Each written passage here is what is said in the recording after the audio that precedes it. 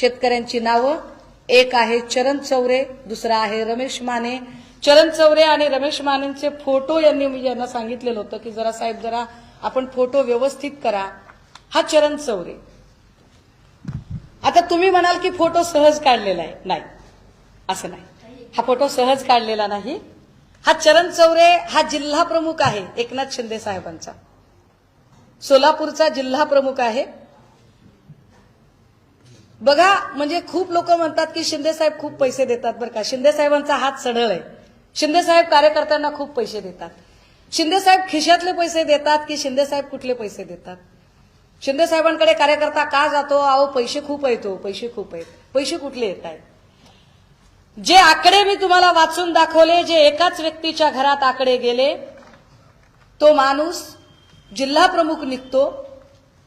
जो दुसरा माणूस मी तुम्हाला दाखवला होता ज्याचा फोटो, हा भारतीय जनता पार्टीचा अत्यंत महत्वाचा पदाधिकारी. सोलापूर जिल्ह्यात या माणसाशिवाय पान हलत नाही भाजपचं असं लोक सांगतात. फडणवीस साहेबांची सगळी महत्वाची कामं अत्यंत विश्वासाने ज्याच्यावर सोपवली जातात तो हा रमेश माने, जो देवेंद्र फडणवीसांचा सोलापूरमधला राईट लेफ्ट वगैरे काय काय ते. आणि हा चौरे जो एकनाथ शिंदेचा राईट लेफ्ट. पैसे कोट्यावधीचे. जर 2.5 किलोमीटरमध्ये जर एवढे पैसे जात असतील तर एकूण 59 किलोमीटरमध्ये किती पैसे? तर 59 किलोमीटरचे पैसे आमच्याकडे तयार आहेत. त्याची एक ना एक डॉक्युमेंट. दादा, पाईपलाईनची ऑर्डर दाखवा, त्याची आकडे दाखवा. हा, द्या चौरेंचं द्या. आता हे लक्ष्मण मानेंचं झालं. 10 गुंठ्यामध्ये एवढे पैसे काढलेत, हे फार विशेष आहे. 10 गुंठ्यामध्ये एखादा व्यक्ती किती वेळा पैसे उचलू शकतो आणि त्याला किती वेळा प्रांत पैसे देतात? प्रांत इतके ढ असू शकतात का? प्रांताला कळत नाहीये का की आपण एकाच व्यक्तीला किती वेळा आणि एकाच गट नंबर आणि एकाच सर्वेवर इतके पैसे देतोय? याचा अर्थ प्रांताला काही लाभांश जात होता का? म्हणजे प्रांत अधिकारी आणि एकूण सगळे जे अधिकारी आहेत या सगळ्यांची साठगाठ आहे का? सरकारला असं म्हणायचं आहे का की नाही, आमचा याच्याशी काही संबंध नाही? महसूल खात्याच्या बावनकुळे साहेब किंवा प्राधिकरणशी संबंध असणारे लोक या सगळ्यांना जर असं म्हणायचं असेल की नाही, आमचा या प्रकरणाशी काही संबंध नाही, तर या सगळ्या अधिकाऱ्यांची चौकशी कधी लागणार आहे? या सगळ्या अधिकाऱ्यांना कोण बोलणार आहे? विशेष असे अधिकारी इतक्या काळानंतर ज्यांनी करोडोची माया जमा केली, असे करोडोची माया जमा करणारे हे चरण हनुमंत चौरेचं रेकॉर्ड आहे. हा चरण हनुमंत चौरे ज्याची जागा किती आहे तर 300 चौरस मीटर, म्हणजे 3 गुंठे. 3 गुंठे जागा आहे साहेब. 3 गुंठ्यावर यांनी उचलले किती? तर 15,80,598 रुपये एकदा उचलले. त्याच्या खालोखाल एक दुसरा माणूस आहे ज्याला साधारणतः 1,22,76,600 रुपये मिळालेले आहेत. आता याच 3 गुंठे जागेमध्ये चरण चौरेंनी झाडे किती लावली? 3 गुंठे. 3 गुंठे जागेमध्ये झाडं किती लागली बघा? 81. आंब्याची रोपं लागली 307. 3 गुंठ्यामध्ये आंब्याची रोपं 307 लागली. आंब्याची झाडं, इथे संख्या आहे झाडांची. अहो हेच घेते मी साहेब, तुम्हीच लिहिले. 165. त्यानंतर कविता चरणराज चौरे, पुन्हा फोड केली त्याची. फोड करून पुन्हा पत्नीचं नाव घेतलं. मग पत्नीच्या नावावर काही झाडं दाखवली. मग आंब्याची झाडं किती त्याच्यामध्ये? तर आंब्याची झाडं 42. आंब्याची रोपं 15. एकूण झाली 57. पैसे किती दिले? तर पैसे दिले 20,68,441. पुन्हा आंब्याची झाडं 13. पुन्हा आंब्याची झाडं 2. एकूण 15. पैसे दिले 4,71,604. एकूण पैसे किती दिलेत? 3 गुंठ्यामध्ये एकूण झाडांची संख्या किती झाली? तर 3 गुंठ्यामध्ये एकूण झाडांची संख्या 487 झाडे लावली. म्हणजे हे तर आमच्या सुधीर मुनगंटीवार साहेबांपेक्षा सुद्धा भारी कार्यक्रम आहे. म्हणजे सुधीर भाऊनी 33 कोटी झाडं लावली होती. एक वेळ ती तरी पटतात, पण ही पटतच नाहीयेत. पण सुधीर भाऊंचीच कार्यकर्ते म्हणजे एकूण भाजपाचे कार्यकर्ते म्हटल्यावर काय पद्धतीनं लोक काम करतात की एकूण 487 झाडं ज्याचे 8,9,89,889,858 रुपये 3 गुंठ्यावर एवढे पैसे. मूल्यांकन आहे. परत पत्नीच्या नावावरची ही नुकसान भरपाई त्याच केसमधली 51,66,810. आकडे नुसते बघत जायचे आपण. 2.5 किलोमीटरचे. मी 2.5 किलोमीटरचं सॅम्पल ठेवलंय आपल्या समोर. मी 2.5 किलोमीटरचं सॅम्पल यासाठी ठेवलंय की ज्या सरकारला स्वतःच्या पारदर्शकतेचे फार असे ढोल वाजवावेसे वाटतात त्या सरकारला आमची विनंती आहे की तुम्ही विधान परिषदेत आणि विधानसभेमध्ये विरोधी पक्ष नेत्याला बसू देत नाही.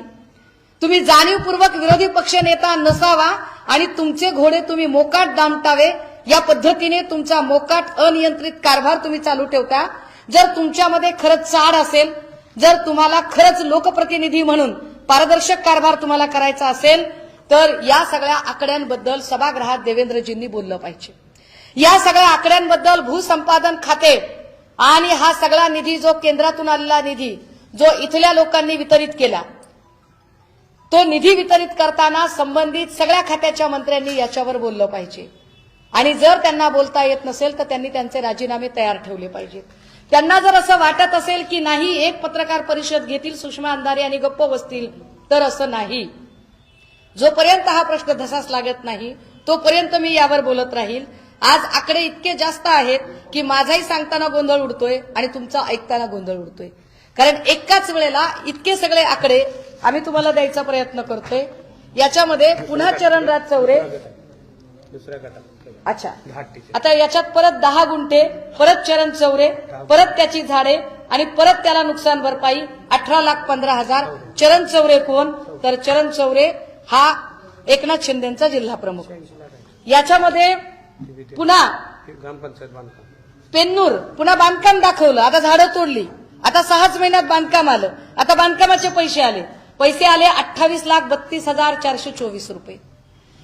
हे सगळं ज्या पद्धतीने केलं गेलंय या सगळ्या आकडेवारी जर एकूण बघितल्या विशेष पैसे दिल्याचे पत्र आणि ठराव निघाल्याचं पत्र नोटिफिकेशन निघाल्याचं पत्र 2 पत्रातला फरक एकदा दाखवू देत मला.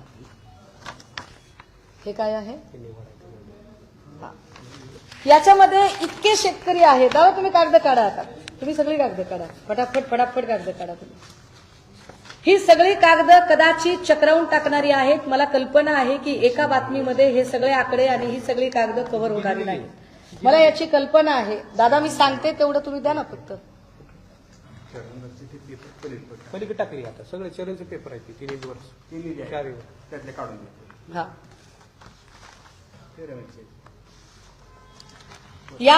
या सगळ्या कागदपत्रांमध्ये एक कागद तर एवढा विशेष की एकीकडे सरकारच सांगतं की त्या भागात पाईपलाईन नाही, दुसरीकडे सरकारच तब्बल 9,38,00,000चं त्याचा नुकसान भरपाई दिली याचं पत्र काढतं. एकाच वेळेला सरकारच सांगतं एका ठिकाणी की नाही या सगळ्यांमध्ये आम्ही आता नुकसान भरपाई दिलेली आहे. अहो दादा ऐका ना, कमी बोला आणि कागद दाखवा. यामध्ये सरकार एके ठिकाणी सांगतं की नाही आम्ही पैसे एवढे दिलेले नाहीत आणि दुसरीकडे सरकार सांगतं की या कागदानुसार आम्ही इतके पैसे दिलेले आहेत. 22ला पैसे देतं सरकार आणि त्याचं नोटिफिकेशन 23ला काढतं. पैसे आधी दिले जातात, नोटिफिकेशन नंतर निघतं. एवढं गतिमान सरकार जर शेतकऱ्यांच्या बद्दल वागलं तर कदाचित अजून चांगला फरक पडेल. पण हे सरकार शेतकऱ्यांच्या बद्दल गतिमान नसतं. हे सरकार गतिमान असतं शेतकऱ्यांच्या नावाखाली स्वतः पोचलेल्या गावगुंडांच्या बाबत.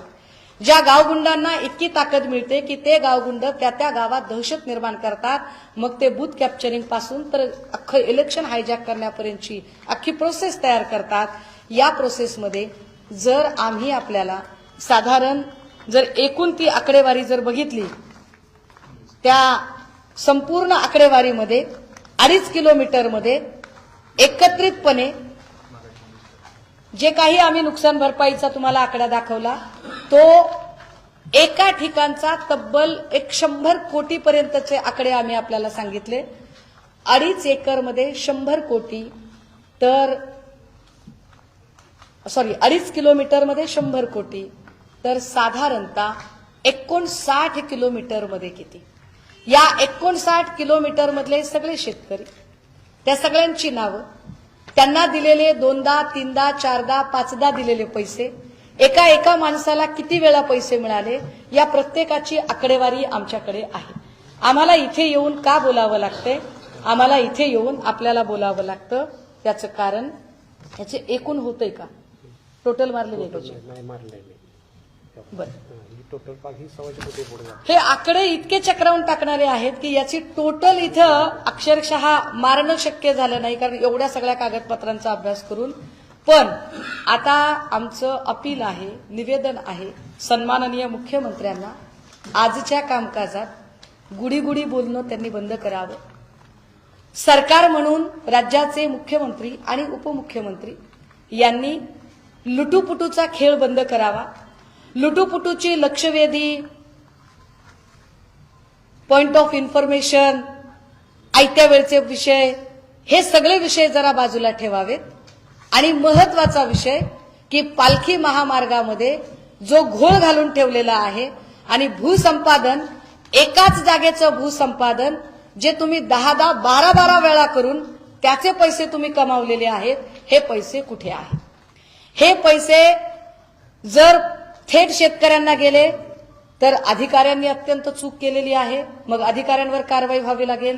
अधिकारी जर म्हणत असतील की नाही आमची चूक झाली नाही, तर अधिकाऱ्यांनी सांगावं की हे पैसे कुणाच्या दबावापोटी गेलेले आहेत. जर अधिकाऱ्यांना अभय दिलेलं नसेल तर सरकारने तातडीने याच्यावर पावलं उचलली पाहिजेत. कारण प्रत्येक माणसाने प्रत्येक वेळा हा जो कागद दिसतो आणि फोटो दिसतो, या प्रत्येकामध्ये त्याने स्वतः एक जाहीर केलेलं असतं. हे जाहीर प्रकटन असतं की मी सांगितलेली माहिती खरी आहे, ही माहिती खोटी निघाल्यास ही संपूर्ण रक्कम व्याजासकट मी सरकारला जमा करायला तयार असेल. ही सगळी रक्कम सरकार वसूल करू शकतं, कारण ही सगळी रक्कम राजकीय कार्यकर्त्यांच्या खिशात गेलेली आहे. ही रक्कम शेतकऱ्यांच्या खिशात गेलेली नाही. शेतकऱ्यांना नुकसान भरपाई मिळालीच नाही, कारण ज्या मारुती सुखदेव माने जे माझ्या बाजूला बसलेले आहेत, ज्यांचं 2 ते 2.5 एकरचं क्षेत्र आहे, त्यांना त्यात नुकसान भरपाई मिळाली नाही. ज्याचं क्षेत्र आहे त्याला नुकसान भरपाई मिळत नाही, ज्याचं क्षेत्र नाही त्याला नुकसान भरपाई मिळते. आणि अशा नुकसान भरपाईच्या आकड्यांचा खेळ हा करोडोच्या घरात जातो, ज्यामध्ये पाईपलाईन सन 2016 ते 22 पर्यंत पाईपलाईन, विहीर आणि बोअरवेलची नुकसान भरपाई, 2023 ते 25 मध्ये अचानक या संदर्भातले अर्ज येतात. परंतु काय प्रांतला माहित नाही की पाईपलाईन तिकडे नव्हतीच, कारण प्रांतनेच माहिती अधिकारामध्ये पत्र दिले की त्या रस्त्यावर कुठल्याही प्रकारची पाईपलाईन नव्हती.